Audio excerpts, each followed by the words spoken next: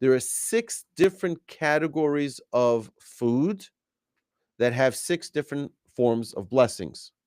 We're not going to get into all of it. We're going to deal with that in a few more chapters. We're going to deal with exactly the blessings. But I want you to know that there are 6 different, let's call it introductory blessings, and 3 different types of blessings after we eat. There's one which is called Birkat Hamazon, which is the grace after meals. There's one which is Bracha Chorona, or Me'en Shalosh, which is an abbreviated Birkat Hamazon, and then a very, very short blessing, which is the third of the different types of after blessings. Okay, so we have these 3 blessings that are after. We have 6 blessings that are before. We're going to have a chart here for everyone, so everyone will know exactly. Those of you who are online will also be able to find this in the description. We're going to link to it, and whoever would like will be able to join us while reading through. When we get there, we're going to get there right now. I don't want to jump in advance, but there's also a priority list. There's also a priority list to all of the blessings. So, for example, if someone is eating bread, takes precedence over other things. So, if you recite the blessing on the bread, it will already suffice for other foods. For example, if you're eating fruits and vegetables, you don't have to recite another blessing for the fruit and vegetables after you recited the blessing on the bread. There's an exception to that. What's that exception? Wine. Wine needs a special independent blessing, even if it was after the meal. Even if it was during the meal. After you recited the blessing on the bread, you still need to recite a special blessing on the wine. Okay, it's clear, it's easy. But if you have cakes, pastries, you have fruits, you have vegetables, you have other foods like meat and chicken, that is all considered part of the meal of the bread, and you don't need to recite extra blessings for that. Again, we're going to deal with this in a few more chapters. We're going to talk about the blessings. Okay, but now we're talking about something different. What are we going to talk about? Just to summarize what we did the past few weeks, we learned about the preparation of food. We talked about yayin nesach, wine that was handled by a non-Jew or otherwise known as an idolater. We had pots and pans that we purchased from a non-Jew. We had bread that was baked by a non-Jew, etc., etc. We talked about that. And for those of you who are online, you're welcome to listen to our previous episodes where we discuss these matters. So now the halacha is talking about what happens before you eat a meal. So let's say I'm about to eat in an hour or 20 minutes, but I'm hungry right now. I just want to eat some foods. So I'm noshing around in the kitchen. Before I sit down to have my bread, I want to eat a few carrots. I want to have a fruit, whatever it is. So the halacha now is going to deal with those specific scenarios. There are only 3 seifim. There are only 3 parts, 3 paragraphs in this chapter, and it's not that long. The Kitzur begins the Siman by addressing the law with regard to bracha acharona. Well, bracha acharona is the after blessing. In a case in which before one's meal, one eats a type of food that will be eaten during the meal as well. So, for example, let's say you're about to eat your meal with bread. You're going to have a whole feast. Part of that meal is something you want to eat beforehand, but not bread. So you want to just have some of the soup. You want to have a little taste of the fish, whatever it might be, not the bread. Okay. According to some authorities, with the type of foods that one eats before the meal, if it will be also eaten during the meal, the 2 acts of eating are considered to be one. And the Birkas Hamazon, the grace after meal, at the end of the meal, at the conclusion of the meal, exempts even that which was eaten before the meal from its own after blessing. So you don't have to make 2 separate after blessings. Okay, because what happens? I eat now, I recite my pre-blessing, but now my after blessing, and then do another pre-blessing for the bread. It's not required to do the after blessing. Accordingly, One would not have to recite an after blessing on whatever food he eats before the meal if he is planning to eat the same type of food during the meal. Other authorities maintain that this factor alone is not sufficient to connect the two acts of eating, and a separate after blessing is required before he begins the meal. So let's go in now. After these introductory, it's only 2 pages here, so we can do this in no time, and then we're going to get straight into the Ask Away segment of today's class. Okay, let's go. One who wishes to eat before washing his hands for a meal.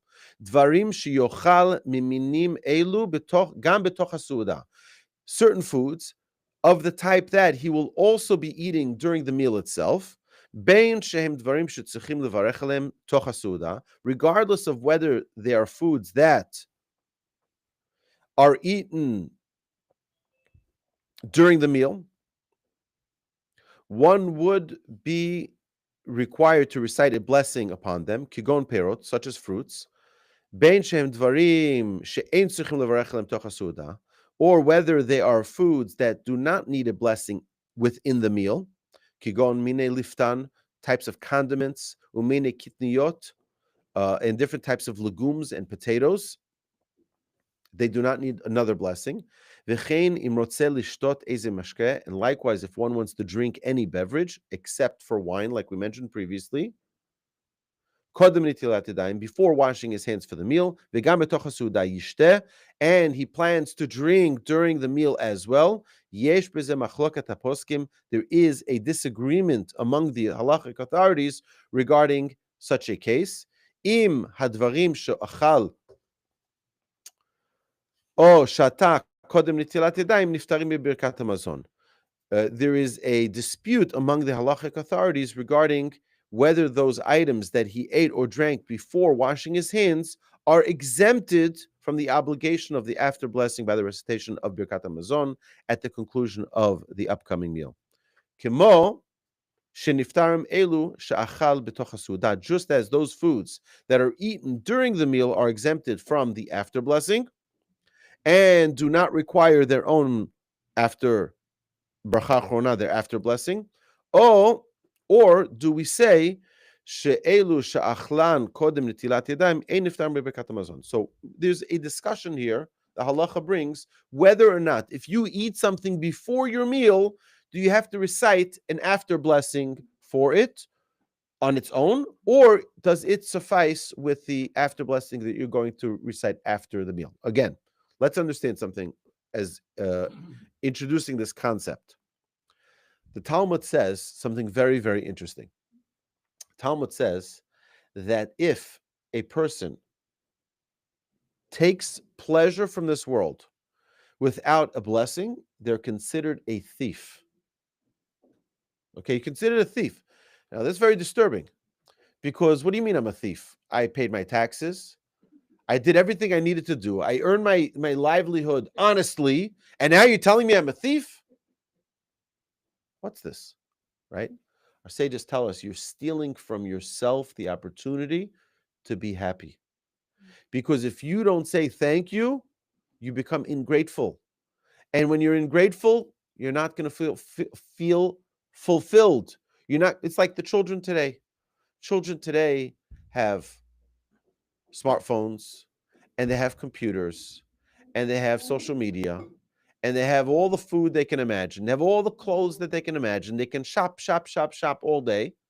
And yet we see that the children today are more medicated for depression, for anxiety, than any other generation in the history of the world. How does it make sense? It makes all the sense in the world. Our sages teach us this. The more grateful you are, the happier you are. The more you have doesn't make you happier. The more grateful you are, you're happier. And that's why we have the laws of blessing. Because our sages understood that when we give thanks for every single pleasure that we have, we're never going to be sad. We're never going to feel anxious. We're going to feel happiness every day of our lives. So I'm going to give you an example. One of the great pleasures that we don't even realize how incredible of a miracle this is that we have every single day. Anybody go to the bathroom today? We all went to the bathroom, right? You wake up, you go to the bathroom. First thing you do, right? Do you know what a gift that is? Do you know what, God forbid, the pain is if someone cannot properly go to the bathroom? We suddenly realize the gift of life. There's a blessing for that. Every time we leave the restroom, thanking God for a functioning body. Don't take it for granted. If you take it for granted, you're missing out on some really great pleasure. The pleasure of feeling how gifted you are. This is the secret of blessings. So now when we're talking about, do you recite another blessing or not? Who cares? What does it make? It makes all the difference. Why does it make all the difference? It makes all the difference because it's our expression of our thanks. It's our expression of realizing how gifted we are with every single pleasure we experience in life.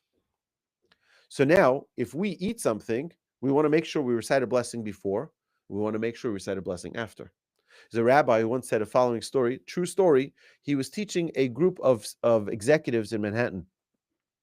And he comes to the office and he sees they're still sitting in the boardroom before his class. He says, you know what, I have some time.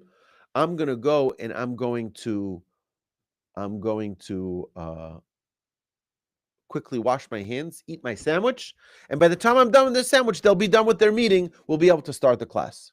So the rabbi asks the secretary, he says to her, is there a washing station, a place I can wash my hands? She says, right in the hallway over there, there's next to the bathroom, there's a washing station. So he goes out, washes his hands, comes back in. He says the blessing of Netilat Yadayim. He says the blessing of Hamotzi Lechem Min Haaretz on the bread, and he now eats his sandwich. And the lady, the receptionist, she says to him, you know, you Jews think that you're so special that you recite blessings before you eat.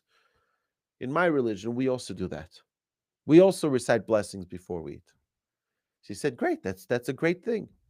He says, do you recite a blessing after? She's like, after? No, only before we eat. He says it's compared to a child who wants a lollipop, right? So what happens with a child? The child wants a lollipop. He says, please, please, please, can I have the lollipop? What happens when you give them a lollipop? They turn around and run away, right? No. Stop and say thank you. He says, in Judaism, one of the things that we learn is that we don't just say please when we want the food. We say thank you when we're done with the food.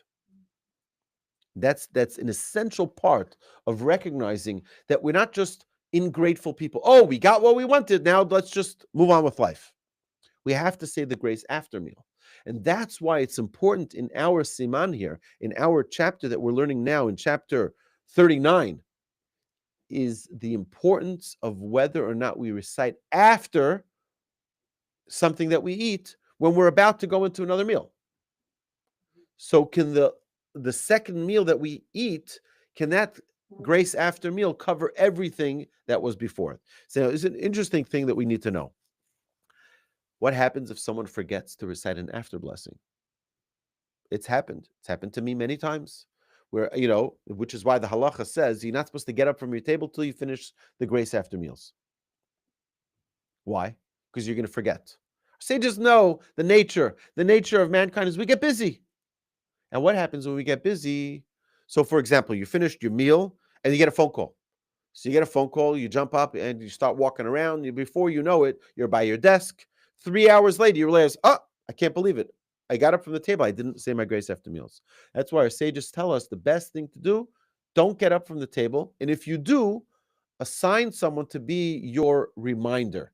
So for example, I'll give you an example for that. Sometimes someone calls and they'll say, we need you for the 10th man for shul.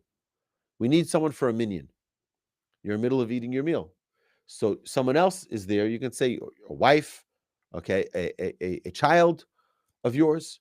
You can tell them, you stay here by the table. I'm going to be there for the minyan, and I'll be back. You remind me to recite my grace after meal. That's okay.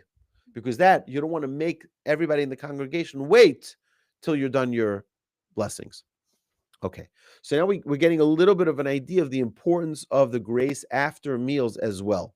Before we eat is simple for us to understand. We have 6 different blessings. on different categories of foods. Lachein. Therefore, to avoid a case of halachic doubt, it is best to refrain from entering into a situation. He should not eat or drink these foods or beverages before the meal, only before the meal. And then he should recite an after blessing. And he should not eat or drink the same types of foods or beverages during the subsequent meal. Why? So that way now you don't make a blessing, make an after blessing, make another blessing, another after blessing for the same foods, right? So therefore, a person should avoid getting into a situation where he has this form of confusion. If in a case where he did not recite an after blessing for the first food that he ate before the meal, he should recite it even during the meal. Or even after the grace after meals, he can recite. So listen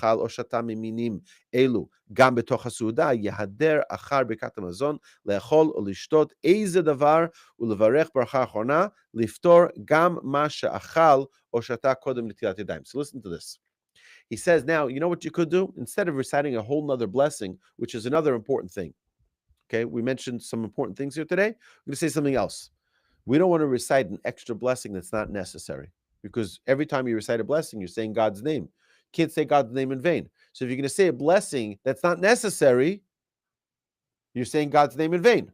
That's not either appropriate. So what do? See, he says, you know what you needed to do? Eat that same food during the meal. So now when you recite the grace after meal, we just said you shouldn't do that, right?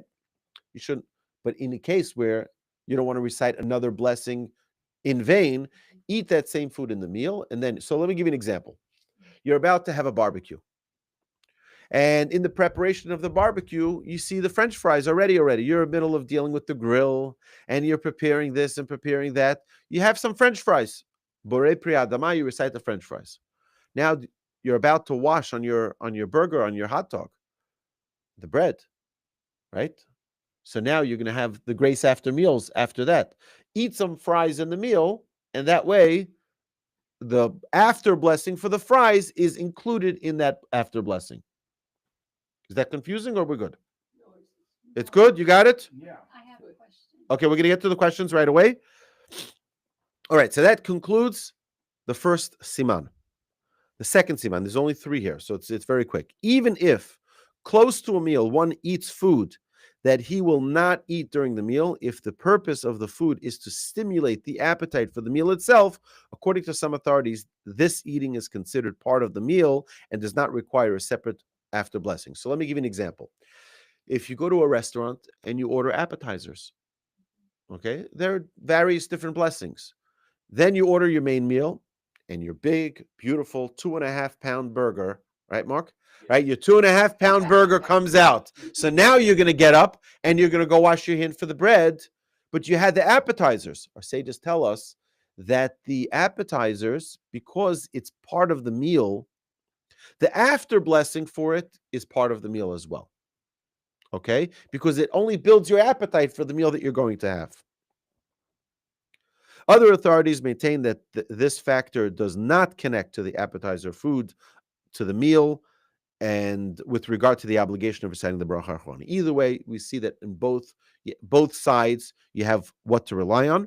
The subject of this seif is wine. Now, we mentioned earlier that wine is a different category. Wine, you always recite its own blessing. You always recite your own blessing in the introductory, right? The before blessing, which can serve to stimulate the appetite and is therefore included in the above dispute among the authorities. So again, you have different opinions that hold either way. And it's interesting, why does the halacha always give you, not always, but many times in our code of Jewish law, we have multiple different opinions. What's going on over here? Why is it giving us so many different opinions? Tell me one thing and that's it. We see that there's always a way for us to do the right thing. There's always an opinion that will side with you. A person should never feel beat down. What did I do? I can't believe it. I made a mistake. There's an opinion that sides like you as well. Okay? Be encouraged. Okay. So let's say you're at the restaurant, you're enjoying your appetizers, and now you want a little glass of wine. You'll build up your appetite for the meal that's about to be served. Even if he's not planning on drinking wine during the meal as well, nevertheless, some authorities say, since the wine serves to open the digestive system and to stimulate the appetite, in such a case, the wine is considered to be part of the meal and is exempted with the grace after meals that you will have at the end of the entire meal. There are some authorities that say that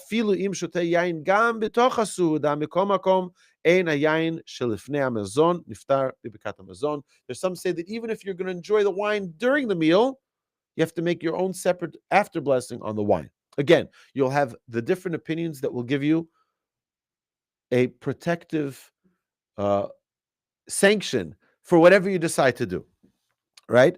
Therefore, to avoid a situation of doubt, it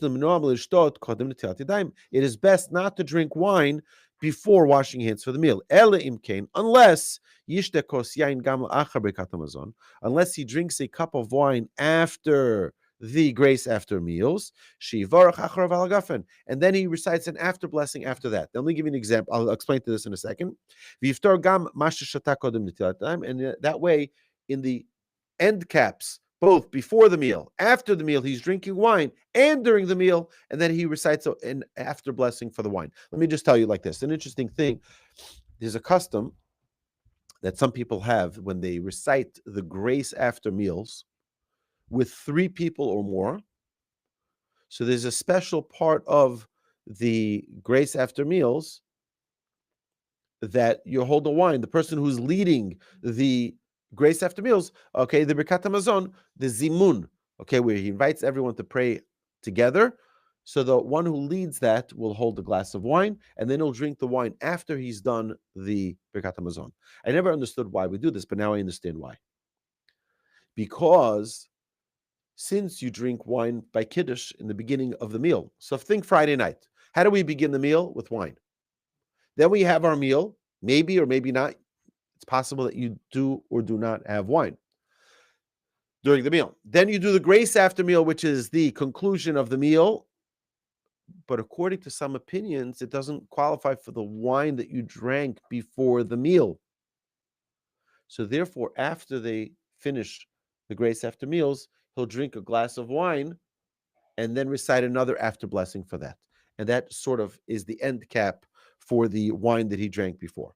Like wine, liquor too can serve as an appetizer. Therefore, imrot silishtos yain saraf kodem asuda. If one wants to drink liquor before the meal, bein shish te gam betoch suda, whether he drinks it during the meal, bein lo yishte, or he will not drink it during the meal, yizar, he should take care. Shelo lishtos kodem suda. If he can, it's preferable for him not to drink it before the meal. Rak pochos mikazais, only less than a measure that would require an after blessing, which we'll talk about again soon. We'll talk about this. If you drink a quantity that's not enough to be considered a sizable amount, then you don't have to make an after blessing. And this is regarding all foods, because it's not considered a sizable enough amount of food or drink.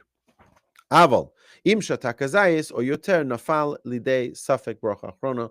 So now, if he drinks more, if he drinks a whole shot, a big shot of whiskey, it's going to be perhaps falling into the category of uncertainty, and a person should avoid a situation of uncertainty.